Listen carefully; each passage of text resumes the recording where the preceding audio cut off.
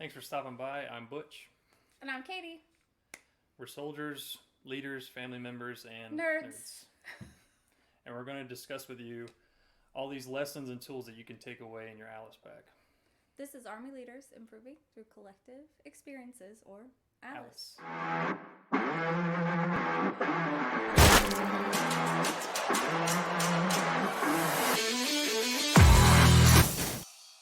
As a disclaimer, this video is not officially affiliated or endorsed by the U.S. Army. Nope, it isn't. Just us. Just us. So my background is over 15 years in the Army, and I'm a force management officer. I enjoy reading and writing about current problems in the Army, but today we're going to talk to you about the military recruiting crisis and how the Army is addressing it. So one of the things that we'll talk about is what the Army is currently doing and some of my ideas. I wrote an article on From the Green Notebook about 3 proposals I have, things that we can do right now that don't cost a lot of money, that we don't need congressional approval for, so things that we can take care of ourselves. Katie will talk to you about things that the Army is doing right now, so to kind of set the stage. So for more background, the Army's in a recruiting crisis just like other services in the military in the United States. So we've missed our recruiting goal the past 2 years. We were 15,000 short in 2022, and we are 10,000 short this year. So a little bit better, but again, we still have issues. Unemployment right now is 3 to 4%, so the labor market is very competitive, and it's very difficult to get recruits in. What adds to this is a lot of recruits simply don't want to join. So either the problem is they don't meet the requirements to join the Army, or the desire is simply not there. So this just compounds the problem and makes it even more difficult to get talented recruits. I'll pass it over to Katie to talk more about what the Army is currently doing. Thanks, Butch. I'm Katie. My background is 18 years of service so far in the United States Army. I have a degree in audio engineering, entertainment business, and then I got my master's in social work, and that totally makes complete sense. This video actually should address some of those concerns, just like you talked about, 15,000, 10,000 shy, these high thresholds that people have to overcome in order to get into the military. So we're addressing some of those things with programs like preparatory courses at Fort, sorry, what's Fort Jackson now? I think it's still Fort Jackson. Yeah. It's not, it's like Army Training Center. I don't know. Okay. We'll figure it out. I'm pretty sure it's Fort Jackson. We have preparatory training courses now where we can assist people in the physical aspects or even the educational aspects in order to meet the minimum requirements just for enlistment or their initial enlistment. And then as we grow throughout our basic training, advanced individual training, those programs are both advancing additionally to get our fitness standards up into par, particularly with our new tests with the ACFT and things like that have been rolled out within the Army, because those standards, the war is still very hard, and Still we don't very want physically demanding. Yeah, we don't want to set someone up for failure, but that doesn't mean that it's not a fruitful career or an amazing career for a soldier to have, or for any individual to have. Right. And I'll just talk a little bit more about the prep course. So it's graduated, I think, 15,000 people.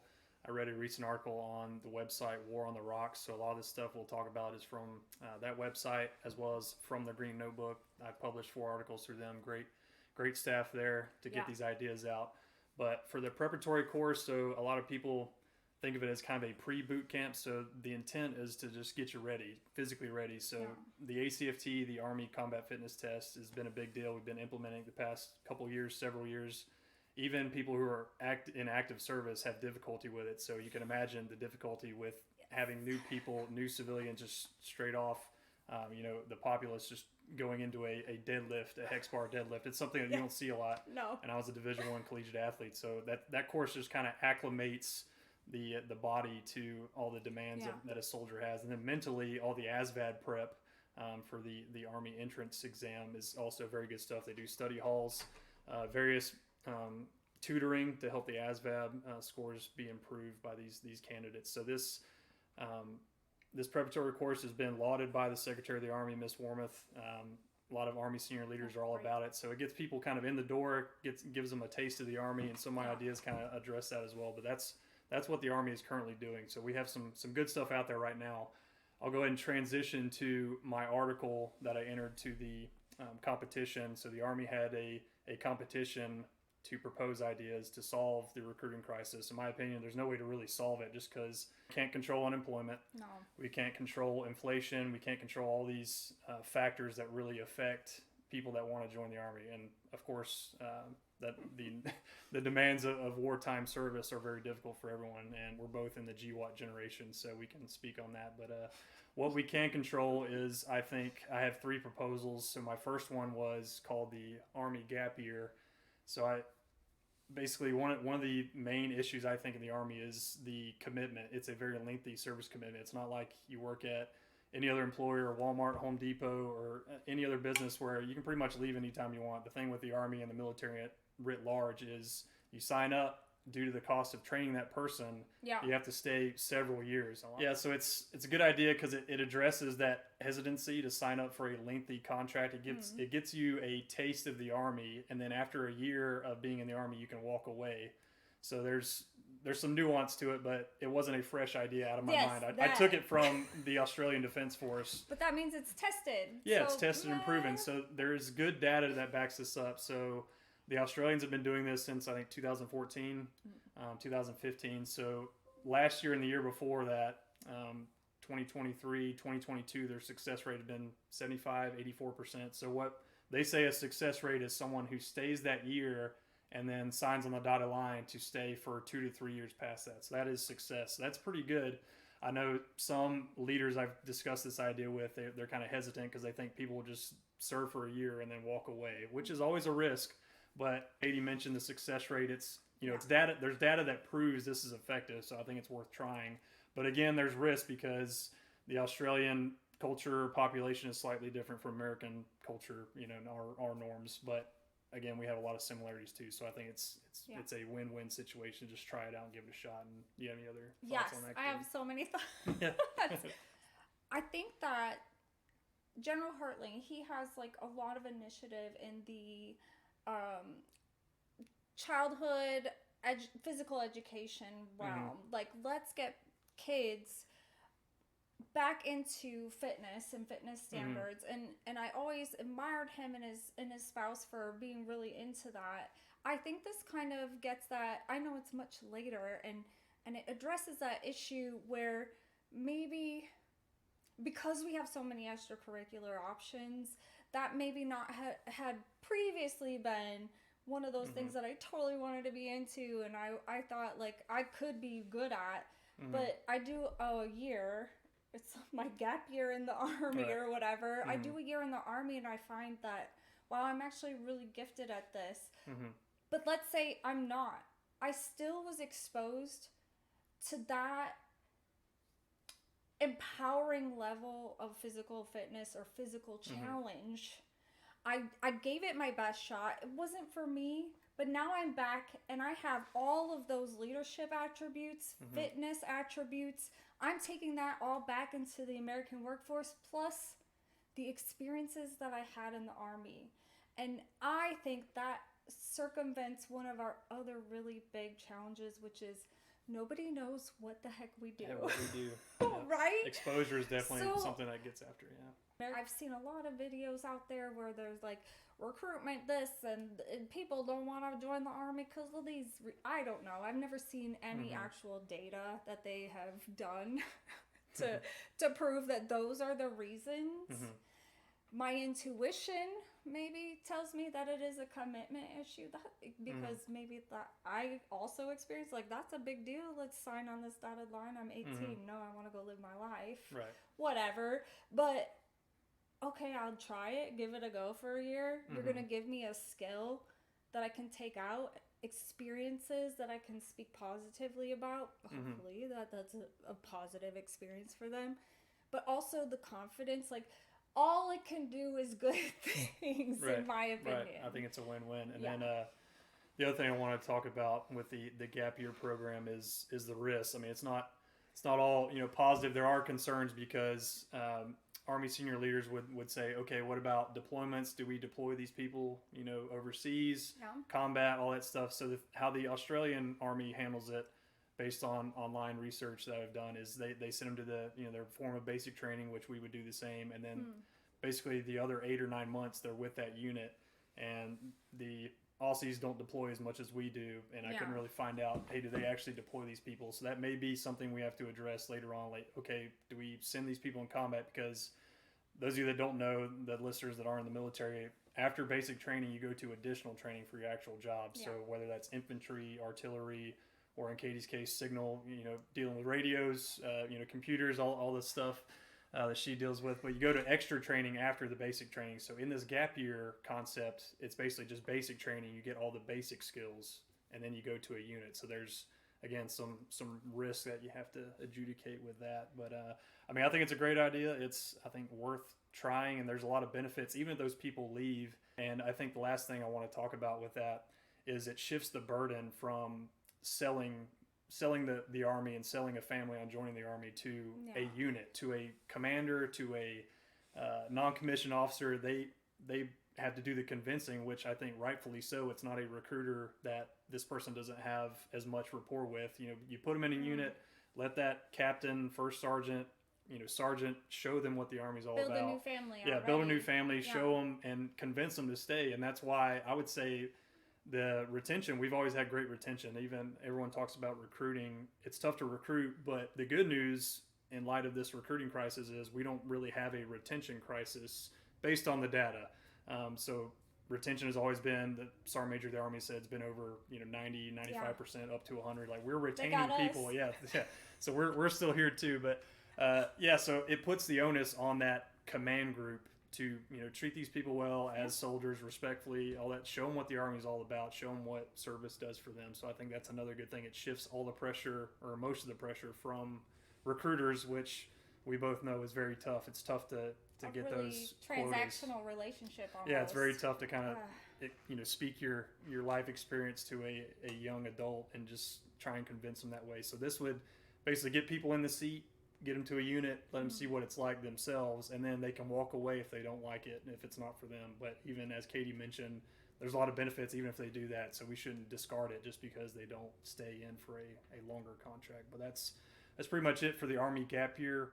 The second proposal is enacting the broadening positions for JRTC instructors. So right now there is a critical shortage of junior ROTC instructors that you see at high schools across the country. There's nearly 500. I think it's 495 if you go to the Army JRTC website. So my idea to help that is we can make active duty NCOs, non-commissioned officers, and officers perform those duties. So instead of sending them to a observer controller broadening position or even college ROTC position, we can divert them to a high school position, which, again, it's data proven. There's a RAND study that says there's a lot of benefits to being a junior ROTC member as a civilian, as a high school student. So if we fill these instructor positions, we're going to have a benefit, a proven benefit on those people in the program. So I think that's another good thing. The good news with this proposal is the Secretary of the Army, Ms. Warm, and Army senior leaders, they could decide today if they want to do that. So in U.S. code, they're allowed to do this. They can send active duty to perform this mission as a junior ROTC instructor. Right now, it's typically performed by a retired individual, which, again, not dinging that. Good people, great Americans doing their jobs, but it's we have 495 shortages. So people, again, kind of like recruiting in writ large, people aren't signing up to do it for whatever reason. So this would help our active duty fill that gap. So some other benefits to filling this is we have a very stressed force, as the data shows, and a lot of people you'll see on social media. It's pretty overworked, pretty burdened. So this would give those active duty soldiers and families, I think, just kind of a time to go back to hometown areas. So for me, if I would do this, ideally it'd be somewhere in South Carolina where my family's from, and you can be a junior ROTC instructor during the day, and you can see your parents,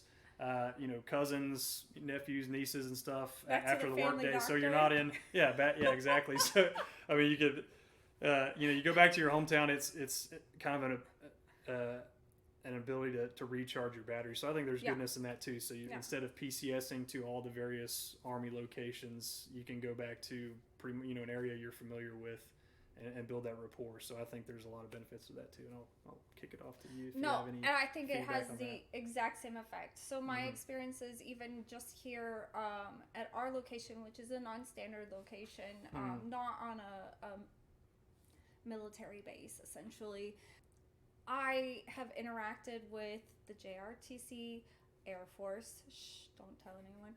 But those Air Force students, you know, they're very interested. Mhm. As soon as they heard that I was a soldier, they're like, "Oh, tell me about the military." Mhm. So just having a breadth of experience, and getting again the exposure. It's really just that. It's having.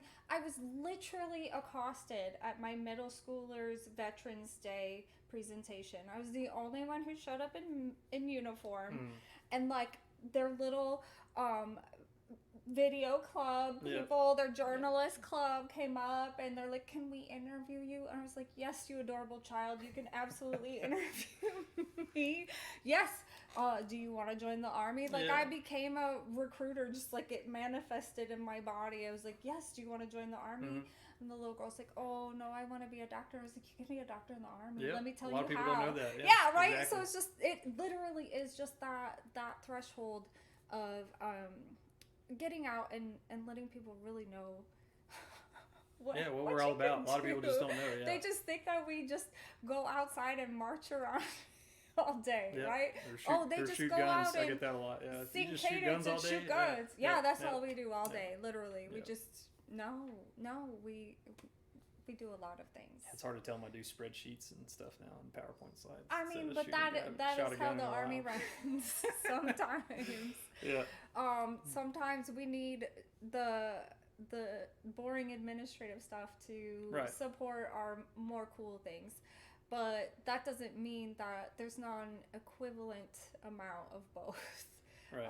So that is also another demand on the Army, is that we need to get into these youthful groups of people because they exist in a different technological era than we did do.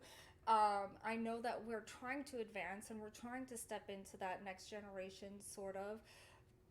But with our security concerns and our over tech protect mindset, we definitely do have to shift slowly. But who's going to help us do that is these new kind of tech focused mindset. They don't go to a solution that is a manual solution. They go to, "Hey, do this thing." They don't say, "Oh, I will manually knock that out." No, they're like, "Oh, well, I'll use this app, or I'll do right." Like, I know I'm being like these stupid terms, but it really is. That's the reality. Why aren't we talking to people on their terms and in that environment that they're comfortable in? And that is the other piece. So yes, we're getting exposure, but where is it?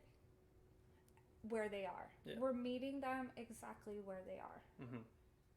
And that's another thing that you hit on. I think you'll see more of a benefit. And again, no disrespect, or I'm not dinging the retired people, but having a person with more recent active duty experience, being that role model, having that, it's a little bit easier for, I would argue, for an active duty person. They're probably going to be a younger person to relate to the younger generation at those high schools. But another thing that Katie kind of reminded me of as you were talking with the exposure piece is, I saw on the vacancy list, a lot of these vacancies are in urban areas that are traditionally underrepresented. You don't see a lot of, because again, we don't have our bases in Chicago, Washington, D.C., the Pentagon's there, but again, it's, you're not really getting out into the community as much. And, Seattle, Atlanta, we don't have bases in those major cities where you can actually touch a lot of people. So that's another thing I wanted to highlight was, I think if we fill these junior ROTC instructor positions with active duty, again, we can do that, today if Army senior leaders approved it, and it wouldn't cost any money because we're already sending these people to these broadening positions across the Army. So we can just divert them, cut orders. Hey, I want to go to, if you told me today I could go to Atlanta and be a junior ROTC instructor, I mean, I think you'd have hundreds of people fighting with me for that job, or Seattle or any other major city. I mean, it's, I think, a great opportunity to be a role model for high school students. But again, it's data proven. I think it's a great idea, but I'll transition to the last proposal I had in my article was expanding the hometown recruiter. So it kind of goes hand in hand, I would argue, with the junior RTC instructor idea. So right now the Army has a hometown recruiter assistance initiative. It's called HRAP for the acronym, where soldiers who graduate basic training, they go back to their hometown, they recruit for a little bit, and it's kind of, you don't get charged leave or anything. It's called permissive TDY. So you go there basically on the Army's dime pretty much, and you speak about your experience with those students in your hometown. So for me, it resonates with me because whenever I go see my daughter in South Carolina on leave or past, spend time with her, I usually go to my alma mater, Broome High School in Spartanburg, and I speak to those students. And anecdotally, I've had several people say, "Oh yeah, I'm going to join the Army, 4 or 5, and I've only been doing this for a few months." So you can imagine if we had someone take the time to do that continuously, deliberately building those relationships. So my idea was, right now, the Army's program says you can do it up to 14 days. If you read the regulation, it doesn't really say how often you can do it. My recommendation was everybody can do that in the Army, can apply to do that and do it up to 14 days a year. So it's not free leave. You're not going home and just messing around. You're actually talking to those local recruiters, talking to the teachers, administrators. The workload, I think, in the regulation is 24 hours at most. So it's kind of, I think there's a leave benefit to it. Again, they give you a little break. You get a little bit of time to see your family in the local area. But again, you're helping recruit those individuals, and it's someone they know. So whenever I go speak to my high school, they're like, "Hey, this is Butch Besaidis, class of 2004. He's been in my shoes," and it's easy to relate to those juniors and seniors before they make a big decision. But that was my third idea. I think it's, again, really easy. It's cheap because, again, it's already kind of budgeted. The only risk is obviously it takes those soldiers out of the force. So I know that's kind of a difficult decision for some people, but me, I was a company commander for over 40 months. I've had soldiers, young soldiers especially, and you can probably speak to this too, Katie. A lot of soldiers, they go in the hole is what we call it. They use up most of their leave. So just imagine having, it's not leave, but it's 14 days where they can go back to their hometown. I think that would be awesome. Like, their uncle or grandpa is having surgery and they don't have leave. You can kind of do this where they can help out a local recruiting station or high school, and then they can spend time with their loved ones. I think that's a nice benefit to this that I didn't think about and really include in my article, but it's just, came up while I was talking. But I'll pass it over to you for any comments you had on that one. I'll speak on what you just said because the National Guard actually, they kill this every year with the holiday block leave. They actually utilize some of the hometown recruiting allotment to ensure that their soldiers don't go in the hole. Yeah. So they're actually using the system to their advantage already, which is just genius, right? And like you said, we can expand that. It doesn't just have to be those soldiers that are coming out of their first advanced individual training, going to their first unit of assignment. That doesn't have to be limited. So when I was an AIT first sergeant, we did HRAP packets. We absolutely did that. And we kind of got to set our own thresholds of like who gets to go on hometown recruiting and things like that. And you would always want to send someone who was a little bit more youthful, maybe not the college grads. They're a little pushing it because they don't know the high schoolers. I say send anybody who wants to go home and talk to people. Right. Send anybody who is dynamic, anybody who has a good story to tell. Go home, talk to people, and tell them who you are and what you do.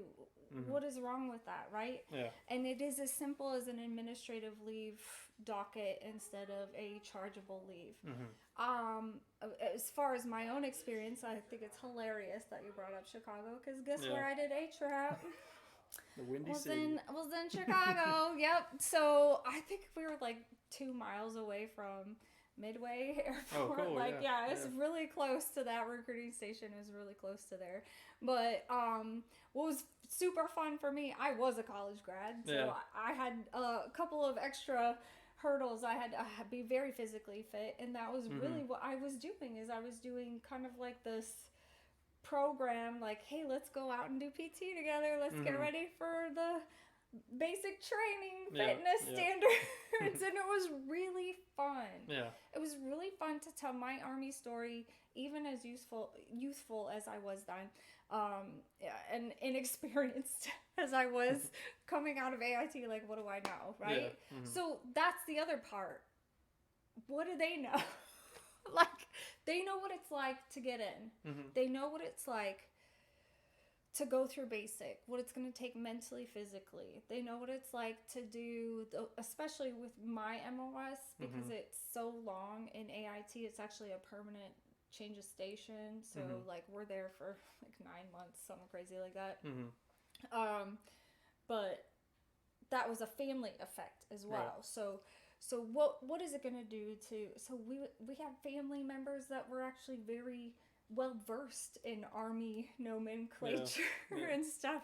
So those are the stories that are great for new recruits, but maybe not as great for telling the Army story or exposing the Army's mission. What are you doing? Like, in reality, what do you do every day? You don't just shoot your gun and march around. Yeah. Sing cadence every day. Yeah. Oh, no, you don't. Okay, so if that's not what you do, why don't you tell that? And it's almost like you could do that in cycles, in PCS cycles or things like that. And I think that we can empower commanders all the way down to company level and just say, you know, you guys make your choices on what you think this is the requirement to do this. Right. You know, maybe it is like almost an incentive program. It's like, hey, you know what? You're going to get 14 days with your hometown recruiter. Go out and talk. Just tell your story. Do a media engagement. Do something. Yeah. I mean, I'm with you on that because we've known each other for several years now. I'm very reduce requirements, get all the red tape out. So if you read that regulation, there's a good bit of requirements. You know, it has to go to a centralized database. You need all these recommendation letters. You have to make sure the person is fit. My argument is, if they're in the Army, you know, you're not what we call flagged. I mean, if you meet all the requirements, I think everybody can recruit somebody. You have to tell your story. I think it resonates with you know, their hometown people. Like, they know them, so you got a foot in the door versus a recruiter who may be new to the area, doesn't know the local culture, which is different. I'm a Southerner. They may be from the West Coast. I mean, it's different. Let's just acknowledge that it's different. That's true. To resonate, to relate to people like that. So I think there's benefits of doing that. But I wouldn't say. I think the current program as it is now it seems very selective on who does it. My argument in my article was every soldier can do this. We should open it up, expand it, because Katie, you can speak on this if you want. The social media space is. It seems to be a very controlled narrative, and I'm pretty active on Twitter, reading a lot of influencers on there from the armed forces. I think we always tell a particular sort of story that doesn't resonate as well with most people, whereas with this program, everyone can tell their little bit. The good, I mean, it's not all, you know, sunshine and rainbows. There's some bad stuff in the Army, but I think you learn from the bad stuff. You build resilience. You build leadership skills, all that stuff. There's some goodness, I think, even to the bad stories that people have in the Army. So I think every soldier should do it. But yeah, you don't gloss over it then. Like you said, the social media persona. Like, we're not. But I think it has another effect. When I go out and I talk about the Army, I get excited about the Army again. Why are we not refreshing the excitement of our own soldiers, our own people? Like, remember why you did this? Yeah, like, I mean, it makes you, that self-esteem goes up. I mean, I always get my mom tells me. They're like, oh, thank you for your. You're welcome. Yeah, my parents. Well, you're very much worth it. Yeah, whenever I speak to classes, you know, I talk about my history. My deployments in Afghanistan, Iraq, you're like, man, I've done a lot of pretty cool stuff. But you forget in the day to day. Like, you're great. Some stuff's right. Sometimes your job is not as exciting as it used to be. But you know, you're telling students like, okay, you know, I deployed for 10 months in a combat zone. I was, you didn't eat a hot meal for several months. You didn't take a shower. It's like. It was, exactly. Yeah, it's like you were brushing your teeth with a, water bottle, and all that stuff. It's like you didn't have running water, but you're telling all these students this, and they're just like, man, you're like Superman. It's like, it makes you, I mean, it makes you feel good. It's like, yeah, I was doing, cool stuff, and a lot of our soldiers do cool stuff. And They it kind do. of, like you said, it kind of drives that point home. Like, man, I'm a good soldier. Like, this is awesome. Like, this is why it kind of, reinvigorates why you join. So whenever I speak to students, it always kind of gets me pumped up. I get on a nice emotional high from it. Get excited, yeah. So I mean, that's a good benefit too. I didn't even think about that, but yeah, I think that's all three of my proposals to address the recruiting crisis. Again, we've kind of talked at length about each one, but this article is on fromthegreennotebook.com, so we'll hang that on our channel. It's a great resource, and I mean, recruiting's tough. I think it's even going to be tougher because if you look at what's going on in the world right now, it's hard to join a force that's so extended. But then again, I'm a force management officer. We need people in the seats. Like we need people. It's called the Army. It's not called the Butches and Katies. It's a group of people. So we need people, and we need to incentivize it in some way. But I thought it was a good discussion. Katie, thanks. I have one more thing. Oh, you got one more thing? All right, go ahead. Yeah. I want to leave everybody with something. What do you think that they can do right now without the Secretary of the Army making a choice, the SMA making a choice? What can people do right now? So right now, I'm a big advocate for volunteering. So I volunteer here at a local high school. Yeah. Like I said, I go back to my alma mater, my high school, Broome High School in South Carolina. So commanders right now, just like we talked about, they can send their people with this HRAP program right now. Like if they, hey, do it. You want to go back home? Boom. Like here, Done. We can do that. So the regulation lays out all the requirements. Again, I wish it wasn't as many requirements, but we can't really control that right now. Decisions have to be made, like you said, Katie, but even just encouraging volunteering. So I'm thankful for the chain of command here being very gracious to let me volunteer with the local baseball team here. So I think that's something we could do now. You don't need the Secretary of the Army to tell you to do this. You can kick out that private first class, that sergeant, that young NCO to a local high school, let them tell their story for an hour or two, let them go home for the day and all that stuff. So we can do that right now. So I think that's some goodness that they can do. And also being active on social media, we should not cease that space. And you can speak on that too. I would like for you to speak on it because she's a little bit more active on social media and understands the messaging piece, but I'm kind of a newbie when it comes to Twitter and Facebook. But something we can do right now is, again, telling our story. We don't need someone to filter out all this stuff. That you can do this just as you can say, my views do not reflect, it's not an official position of the U.S. Army, disclaimer.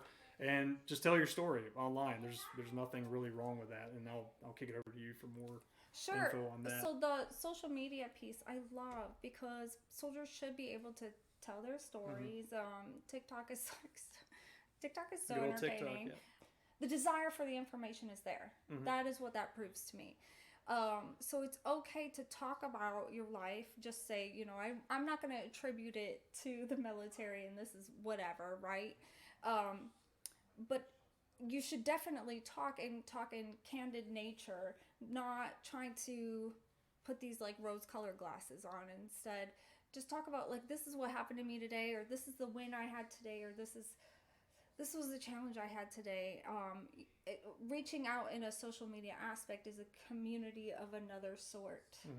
But that's kind of what we build in the Army. And I want to say that social media reflects our personal community. So those two communities are in parallel, not against each other. And that kind of harmony is exactly what we're trying to achieve. So let's go ahead and push ourselves into that realm. Right. I think that on the note of what you said, get out there, get out in the community, all of those things, tweet about it. Yeah. Tell someone that you did that thing, right? Like, that's okay. It's not like you're, like, not virtue signaling. You're saying, I'm a soldier and I like to do these things. I'm a soldier and I'm part of your community, too. It's okay. That everybody does. Everybody does that already. Yeah, I know there's a lot of... Why are you not okay with it? Exactly. So then what I want to say on that, though, is I need leaders to support it. Right. I need leaders, just like you said, I'm lucky enough to have a leader that supports my volunteerism. I also need leaders to support you to communicate that message, whether it be through your public affairs office. That's fine if that needs to be more official or whatever. Or no, just tell everybody you're out there, be on the page. Fine. Okay. Oversight, it's fine. What I don't want is leaders to silence people. And that is really, or to discourage the involvement, or to overburden someone like, no, I'm sorry, I have to have all these vehicles perfectly in line before you go home and volunteer with the basketball team. No. Yeah. Let's keep those priorities right. And then we put it on the report cards. What do I have on your evaluation? All those hours of all those hours of volunteerism, right? I'm qualifying that. I'm quantifying it. I'm not saying you did great lining up all those vehicles. They're the best line I've ever seen, right? Yeah. So if we're putting it on our report cards anyway, why are we not supporting that? Why are we putting that like, oh, well, that's your own thing? No. Make it a priority. It's okay. But that's what I want to leave you with. Yeah, and in conclusion, to wrap this up, so we wanted to start this podcast, so kind of a lessons learned forum, tools that you can do, you can use right now. Put in your Alice pack, which is the old rucksacks. That's why we call it Alice. So me and Katie, just two leaders. So the recruiting problem, leaders that are listening, or people who are just a fan of the military, is we can all help in this problem. Everybody. It's not just the Secretary of the Army. It's not all the generals thinking about it. It's a problem for everyone, because again, this is our Army and we both deeply care about it. So we're doing our part. We want you to do your part. There's things you can do right now. We don't have to wait on permission to get out there and get after, because that's what this problem. So that's all we have. Thanks for listening and attending our first podcast. We'll see you next Friday for the next episode. Thanks. Bye. Give me a high five. High five. Yay! All right.